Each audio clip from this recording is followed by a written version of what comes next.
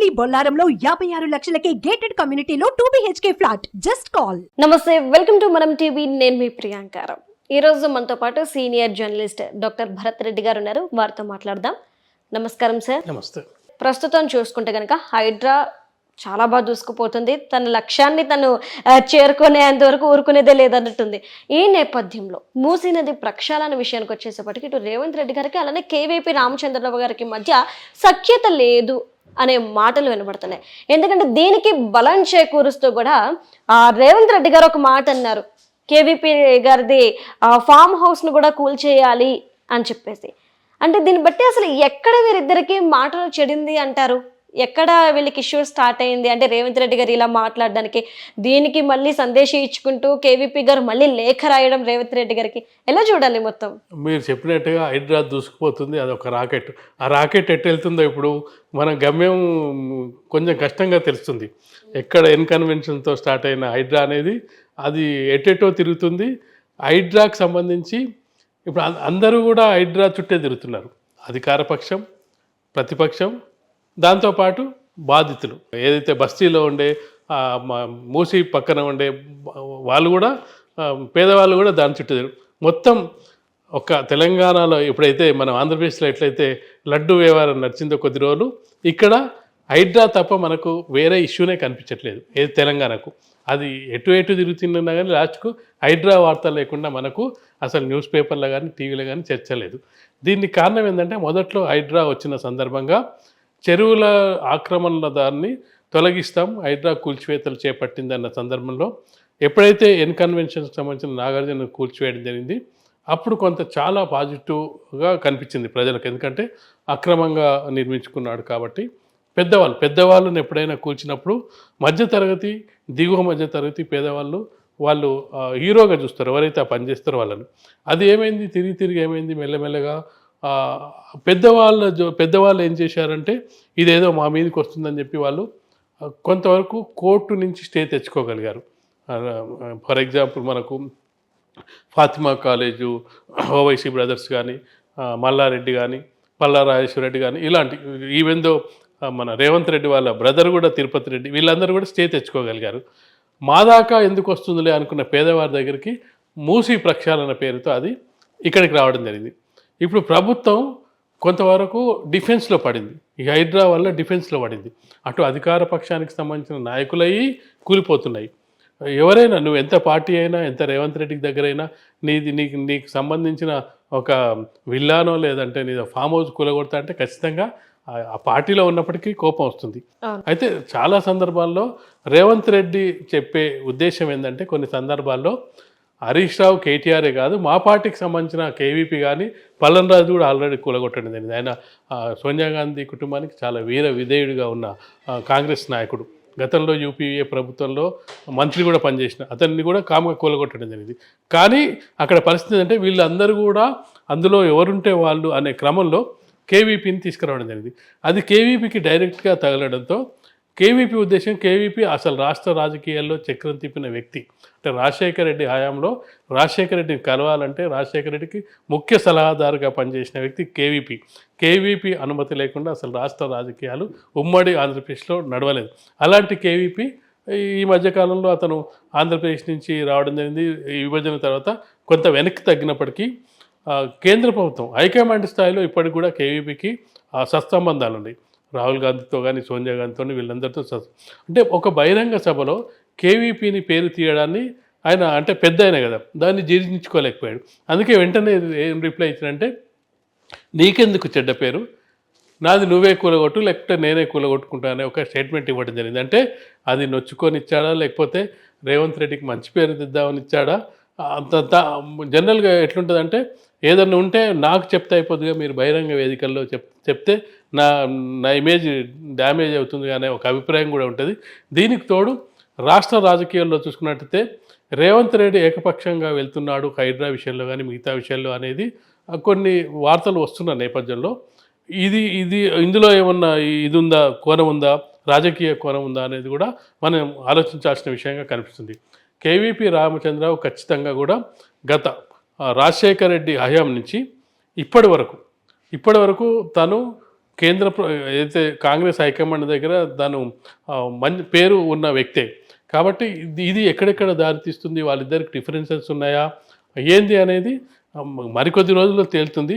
ఇప్పుడైతే హైడ్రా విషయానికి సంబంధించిన విషయంలో కేవీపీ రియాక్ట్ అయినట్టుగా కనిపిస్తుంది. ఆ లోపల వేరే విషయాలు ఉన్నప్పటికీ హైడ్రా విషయం ఎప్పుడైనా ఒక అంశం ప్రస్తావనకు వచ్చినప్పుడు ఆ ఒక్క అంశమే ఉండదు. గతంలో జరిగిన అంశాలన్నీ ఒక్కసారి బ్లాస్ట్ అయ్యి ఆ అంశం వచ్చేటప్పటికి దానికి బయటకు వచ్చే అవకాశం ఉంటుంది. గతంలో ఎలా ఉన్నాయి సంబంధాలు ఏంది. ఒరిజినల్గా ఏంటంటే రేవంత్ రెడ్డి పూర్తి స్థాయి కాంగ్రెస్ వ్యక్తి కాదు, అంటే మధ్యలో వచ్చారు.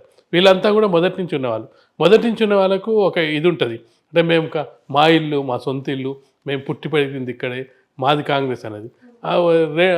మిగతా వాళ్ళు ఏంటంటే వీళ్ళు వచ్చారు అంటే రెంట్కి వచ్చినట్టు వచ్చారు, వాళ్ళు ఉంటారో వెళ్తారు అంటే ఈ అభిప్రాయం బయట నుంచి వచ్చి పార్టీ నుంచి వచ్చిన వ్యక్తులకు ఉంటుంది. మొదటి నుంచి కాంగ్రెస్లోనే ఉండి కాంగ్రెస్లోనే బతికి రేపు కాంగ్రెస్ కూడా మారే అవకాశాలు లేని కొంతమంది ఉంటారు. వాళ్ళు ఎప్పటికీ కాంగ్రెస్ పార్టీ అన్ని పార్టీలో ఉంటారు, అధికారంలో ఉన్నా లేకపోయినా పదవులు వచ్చినా రాకపోయినా అందులోనే ఉండే కొంతమంది ఉంటారు. వాళ్ళకు కరెక్టు వాళ్ళకు గౌరవం ఇస్తుండ్రా లేదా అనేది కూడా అంశం అక్కడ ఆధారపడి ఉంటుంది. అంటే గౌరవం ఇవ్వకపోవడం మొదటి నుంచి వచ్చి ఉంటే ఈ హైడ్రా ఒకటి యాడ్ అవ్వడంతో ఇది బయటకు వచ్చే అవకాశం ఉంటుంది. సార్, అంటే మీరు ఇంతకుముందు అన్నారు రేవంత్ రెడ్డి గారు ఏకపక్ష ధోరణిగా వ్యవహరిస్తున్నారు హైడ్రా విషయంలోని. మరి ఈ ఏకపక్ష ధోరణి సరైనదైనా అంటారా? అయితే హైడ్రా విషయంలో మనం ఇంతకుముందు చర్చించుకున్నట్టుగా కొంత హైడ్రా విషయంలో చాలా ఎక్సర్సైజ్ చేయాల్సి ఉండే, ఆ ఎక్సర్సైజ్ చేయట్లేదు. మరొక వైపు నుంచి కొంత రెచ్చగొట్టే వ్యాఖ్యలు కూడా జరుగుతున్నాయి. ఎలాంటి రెచ్చగొట్టే వ్యాఖ్యలు అంటే సామాన్య ప్రజల్లోనే ఒక అనుమానం వ్యక్తమవుతుంది. ఏంటి అంటే పెద్దవాళ్ళను వదిలేస్తున్నారు, సామాన్యులను కూల్చుతున్నారనే ఒక అభిప్రాయాన్ని తొలగించాల్సిన బాధ్యత ప్రభుత్వం మీదే ఉంది. రేవంత్ రెడ్డి స్వయంగా ఒక సమావేశంలో ఈ కేవీపీని ప్రస్తావించిన సందర్భాల్లోనే ఇల్లు కోల్పోయి ఒక మహిళ ఏడుస్తుంది, ఆమె ఏడుస్తుంటే నాకు కూడా ఏడుపు వచ్చిందని చెప్పి. అంటే అది ఒక నిజమే. అంటే ఒక మధ్యతరగతి కానీ దిగువ మధ్యతరగతి కానీ పేదవాళ్ళకు అనేది వాళ్ళకు ఇల్లు అనేది ఒక లైఫ్ లాంగ్ స్వప్నం. ఇక వాళ్ళకి అంతకు మించిన స్వప్నాలు ఉండవు. నాకు ఒక ఇల్లు ఉండాలి అనేది స్వప్నం, ఇది తర్వాత లగ్జరీస్ అనేది నెక్స్ట్. బట్ ఎవరికైనా వాళ్ళు జీవితాంతం ఏదైనా సాధిస్తారంటే ఒక ఇల్లు కట్టుకోవడం అనేది వాళ్ళు సాధించేది. అంటే మధ్యతరగతి దిగువ మధ్యతరగతి పేదవాళ్ళకు ఇల్లు అనేది ఒక కళ. అది కళ్ళములు కూలుతుంటే అసలు అందులో ఎంతమంది న్యాయంగా లేదంటే అక్రమంగా అనేది పక్కన పెడితే అందులో కొంతమందికి సంబంధం లేని వాళ్ళు ఎవరో వెంచర్ చేశారు, ఎప్పుడో వెంచర్ చేశారు, వాళ్ళు అమ్ముకొని వెళ్ళిపోయారు, వీళ్ళకి తెలియదు. ఈ హైడ్రా వచ్చే వరకు కూడా ఇది చెరువు మీద ఉంది, నాలా మీద ఉంది, లేకపోతే బఫర్ జోన్లు ఉంది, ఇది అక్రమంగా ఉంది అనే విషయం చాలామందికి తెలియకుండా కొన్నారు. తెలుసుకున్న వాళ్ళు కొంతమంది ఉండొచ్చు, కానీ తక్కువ రేట్లకు వస్తుందని తెలుసుకున్న వాళ్ళు కొంతమంది, ఎక్కువ మంది తెలియకుండా కొన్న వాళ్ళు ఉంటారు. ఈ పరిస్థితిలో హైడ్రా విషయంలో మనం చూసుకున్నట్టయితే ఎక్కువ మంది మంత్రులు కూడా హైడ్రా విషయంలో పెద్దగా సపోర్ట్ చేస్తున్నట్టుగా కనిపించట్లేదు. రేవంత్ రెడ్డి మాట్లాడుతున్నాడు, లేదంటే రంగనాథ్ వచ్చి బయటకు మాట్లాడుతున్నాడు. జనరల్గా అయితే ఒక ఆఫీసరు బయటకు వచ్చి మాట్లాడాల్సిన అవసరం లేదు, ప్రెస్ మీట్లు పెట్టాల్సిన అవసరం లేదు, లేదంటే ఇంటర్వ్యూలు ఇవ్వాల్సిన అవసరం లేదు. ఆఫీసర్స్ వాళ్ళ డ్యూటీ ఏందో వాళ్ళు చేసుకుంటూ వెళ్ళాలి. కానీ రంగనాథ్ అంటే మీడియాకు ఎక్కువ కనిపిస్తున్న సందర్భాన్ని కూడా అనుమానాలకు వ్యక్తమవుతున్నాయి. కాబట్టి హైడ్రా మీద అసలు హైడ్రా కింద ఎన్ని చెరువులు ఉన్నాయి, ఎంతమంది ఆక్రమణలు చేశారు, ఆక్రమణ చేసిన వాళ్ళు ఎవరు, అదొక దాంతోపాటుగా తెలియకుండా కొన్న వాళ్ళు ఎవరు, అసలు ఫస్ట్ అమ్మిన వాళ్ళు ఎవరు. ఇప్పుడు వాళ్ళు ఎవరైతే పేదవాళ్ళు ఉన్నారో ఈ మూసి పక్కన ఉన్న వాళ్ళు ఏమంటున్నారు, మాకు ఒకవేళ నిజంగానే ఇది అక్రమం అయితే అసలు పర్మిషన్ ఎవరు ఇచ్చారు, మీ గవర్నమెంటే ఇచ్చింది కదా, కరెంట్ ఎవరు ఇచ్చారు, మీ గవర్నమెంటే ఇచ్చింది కదా, నల్ల ఎవరు ఇచ్చారు, మీ అప్పుడు తెలియదా మీకు ఇవన్నీ అక్రమాలు అని చెప్పి ఇప్పుడు ఎందుకు వచ్చారని. ఇవన్నీ వచ్చినప్పుడు ఏమైందంటే ఖచ్చితంగా ఒక ఆందోళన వ్యక్తమవుతుంది. ఆందోళన సందర్భంగా వాళ్ళు కరెక్షన్ చేసుకునే ప్రయత్నం జరుగుతుంది. ఆ కరెక్షన్లో భాగంగా పెద్దవాళ్ళను కూర్చోకుండా చిన్నవాళ్ళను కూర్చున్నట్టయితే అది ప్రభుత్వ వ్యతిరేకంగా మారే అవకాశం ఉంది. అందుకే కొన్ని పేర్లు ప్రస్తావించడం జరిగింది రేవంత్ రెడ్డి.